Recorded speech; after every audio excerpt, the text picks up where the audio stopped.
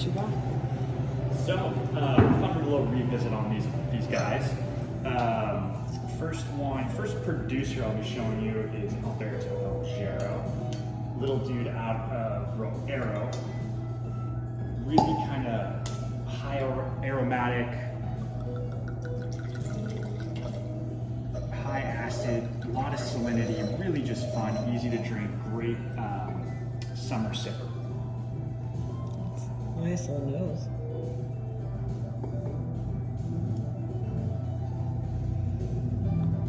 I love this wine. Arnaz is the grape. It is under the Bianco DOCG out of Roero.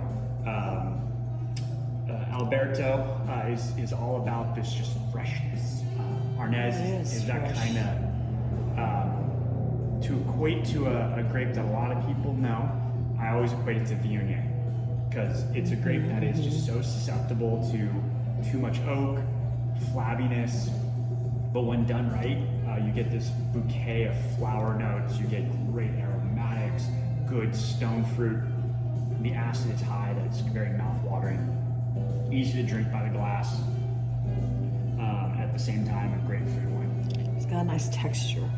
Yeah, there's a great texture to it. It's almost, and the funny one is our partner in Italy, he hates Arnaz because it ends up with too much banana on it, and it's almost like, I equate it to... It's soft like a banana, though. You know, it's the texture. Exactly. You know, a little like, bit. It's a soft palate, but there's like that stringiness that a lot of people don't like about a banana, and there's that capability for Arnaz to go that direction. But this one's more soft. It's smooth. It's round. It's roundness to a sense, but with that salinity, that acid that just kind of like puckers the tongue. Yeah, a little crispness there.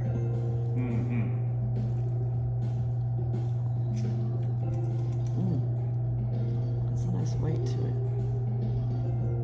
Yeah, absolutely. It's funny. So I always love this little fact. Arnaz is actually a Piedmontese word that translates in English as little rascal. It is one of the hardest grapes to grow in the entire area. It requires very meticulous care, pruning, the right weather almost for it to grow right. And so the from bud break even through harvest and fermentation, the winemaker, the owners are always like pulling their hair out, and they're not satisfied until that cork is shoved in there and the wine is finalized. It's a craft. It's a craft. It really is. It's a labor of love. It really is. So continuing on the same producer, we have his Nebbiolo. So named Sandro, named after his grandfather who planted the vineyards. Sandro is the expression that Alberto really wants Roero to be known for. Too much they've created this big kind of flabby, oaky style. Nebbiolo mimicking Barolo, but the land just does not do well with that style. So what he's doing, and he's really kind of pioneering this with a bunch of other winemaker friends of his, is this short maceration, stainless steel fermentation, as well as aging Nebbiolo, just designed to be delicate, fresh, approachable, but the grape itself gives it still some structure and tannin on the finish. Yeah, I do like the tannins on this.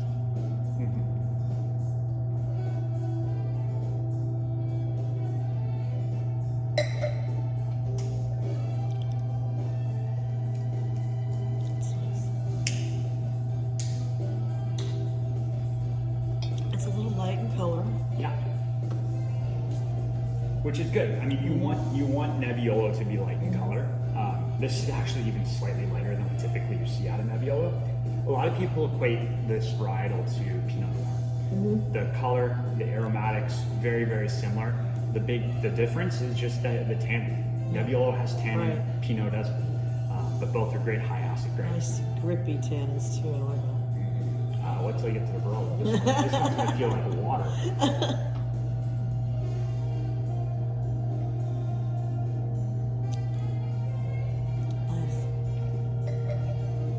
That's nice. It's got a full body too. absolutely. Something that Nebbiolo is so well known for. All right, and jumping into the next bad boy. Boom. This is Casino San Michele. Casino San Michele Partners. Look at they're going up. Is out of Monferrato. Monferrato is a region that sits right below Roero. It's kind of a hodgepodge of the region. You know, almost the Languedoc in France or Sonoma County here in California. It really is conducive to growing everything under the sun, and probably has some of the most diverse varietals planted, as well as diversity in styles of how those wines are made. It is claimed to fame, though, is the Barbera grape. So this is Casino San Michele's example of the Barbera d'Asti, the famous DOCG in the area. Marco, the owner here, is just all about terroir, organics, and this is a classic taste on the wine. You get that old world nose, funk, barnyard, earth. I like that barnyardness going on there, you know? I love that. That's nice. I love that. Yeah. And even on the nose, you can smell it. Mm-hmm. This is a plea coming from me to everyone who is going to watch this on podcast. That's right. Marlene's bringing this one in, and you're going to drink it. Otherwise, That nice funky. You know, I have I'm drinking it customers all. that like that. Really, I have customers that look for that. And it's even got a chicken. It has got like chicken. a barnyard. Barnyard. You know that he laid his egg and he just rubbed it in the ground, and that's what you're tasting. Now that his clean, his technicality, his acid, his freshness, the fruit on there is just captivating from start to finish. It is very. Excuse me. Gotta sneeze in a coffee. Absolutely. Yeah. So the Barnyardiness. barnyard. Sorry, sneeze in a cough at the same time.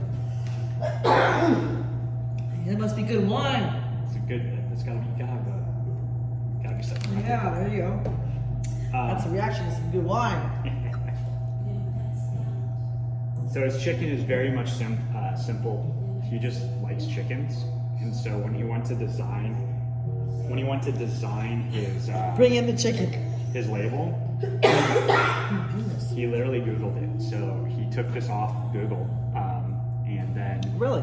he doctored it up a little bit. The chicken itself came from the Google, obviously.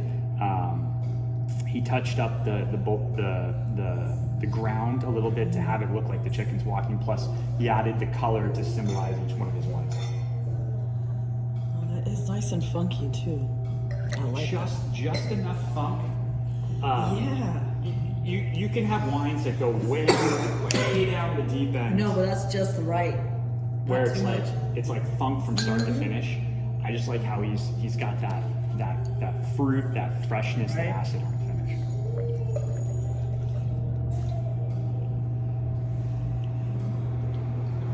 So sticking with Casino San Michele, this is Rosso DOC. It is the DOC in the area that produces the Nebbiolo from Monferrato. So this one, it's got a little age on it, but 2018, so it's a little older. This one's Sees oak. Excuse me, I'll put it that way. His Barbera Primivi, does not see any oak. Actually, very, very little. It sees only about 3 to 4 months neutral Slovenian casks. This is aged for up to a year in Hungarian oak, Hungarian and Slovenian oak, big casks. So it has a little more earth, a little more wood to it, but then still just a much more rustic expression of Nebbiolo versus Sandro. That's that fresh pop. This is much more earthy. Yes, it is. Very much his style. Like the forest floor. There you go. Forest floor, exactly. You're gonna find some mushrooms. Right. You're gonna find A little mossy, a little green. some logs. Maybe you'll see a banana slug crawling. Right.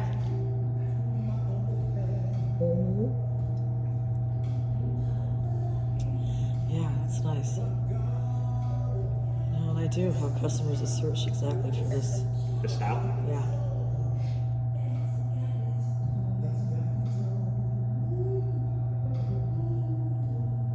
Yeah, nice.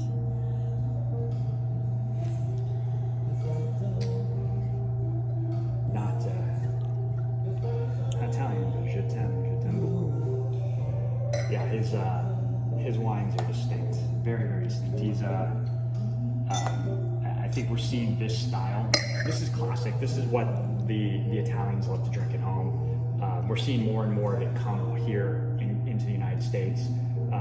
We've been supplanted by the Super Tuscans, the oaked, fruit-driven wines that are what our palates have been wanting in the last 25 years. But the Italians would gladly give us that and drink all this at home. So we're finally bringing it. We're stealing it. All right.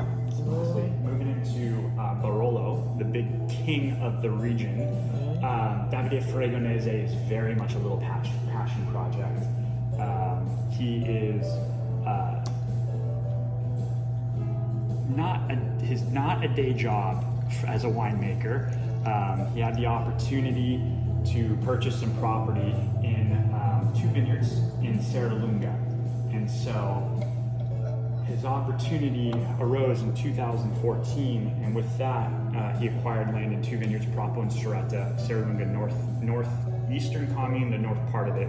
So first off, I only have one of the Barolos today, but the first one is the Nebbiolo Longa.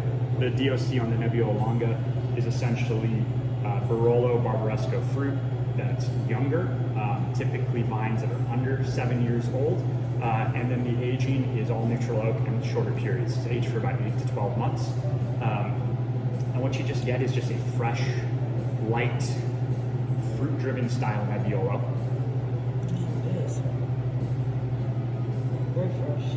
And it's interesting, it's hilarious where Barolo, Barbaresco, we're producing these age-worthy, these elegant, powerful style wines that also commanded a high price point. And it's funny how this works backward. It almost works backward into American economics, where the DOCG said you have to be 7 years or older, has to be the vine. So all these farmers had this fruit that they had no idea what to do with, because they're like, well, we're just dumping it and waiting 7 years so we can make our Barolo. And a few of them had the bright idea that said, you know, guys, we can make money on this. We can make young vine Barolo, and thus the DOC of Longa was born, and we are very thankful for it because it gives us some fresh, beautiful Nebbiolo.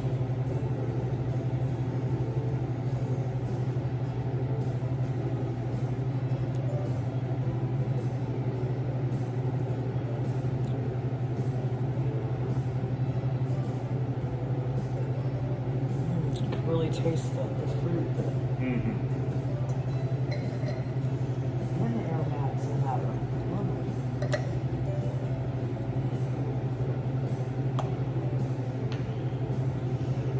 Lastly, I brought the Propo Vineyard Barolo, and I love Propo because it sits on the east.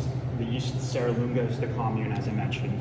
So many of the Barolos over here are big, they're deep, they're tannic, they're austere, they're structured, they're really a masterclass. And Propo is not by any means a wimpy little Barolo, but it almost has this red fruit, this finesse to it that lends itself to what you almost get on the west side, Lamora. So I always call it the ugly stepchild or the ugly duckling. It's a beautiful Barolo in its own right, but surrounded by vineyards that produce these dark, rich, powerful style. This sits out as a very approachable Barolo right out of the gate. 2017, yeah, we've got 6 years on it now, but by all accounts, that's a baby Barolo. Yet it's so approachable right now.